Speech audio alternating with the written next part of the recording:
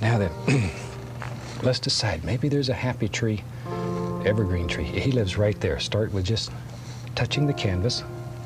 Use just the corner of the brush, just the corner, and begin pushing, making the bristles bend slightly downward. See there? Look at that. Isn't that a nice little tree? And he lives right here in this brush. All you have to do is sort of push him out. Each time you start a new evergreen, reload the brush to a nice sharp chisel edge. Go through the same procedure. Let's have another one. Maybe he lives right there. Just make a decision and drop him in. Wherever you want him. There he goes. There he goes. One of the questions I get asked quite frequently, what if I do a tree and decide I don't like him? Or maybe I want to make him taller. Watch here, watch here. Let's say, well, I hate to mess up his tree, but I want to show you this. It's a good tree. Maybe you want to make his tree taller. All you have to do is touch and come right back over the top of him. See here? And you just paint a bigger tree right over the top. We don't make mistakes. We have happy accidents. And you have a brand new, beautiful tree. That easy. You just barely can see him. There. And these are just like people. Some of them are tall, some short, some heavy, some very thin. So tree trunks grow however makes them happy. So don't be afraid to experiment and put in all kinds of weird ones.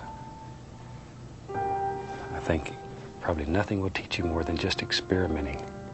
Do as many different things as you have the nerve to do. Shoo, just go for it. There.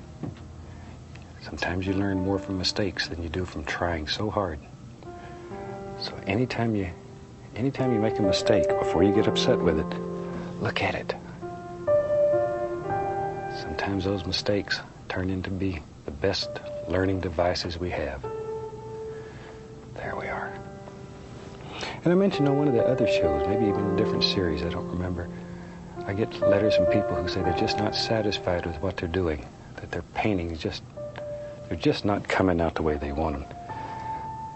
And I think if there's a secret to human nature, it's the fact that we aren't satisfied. We're never satisfied. I hope you're absolutely plagued with dissatisfaction through your whole life. Because if you are, you'll always strive to do better.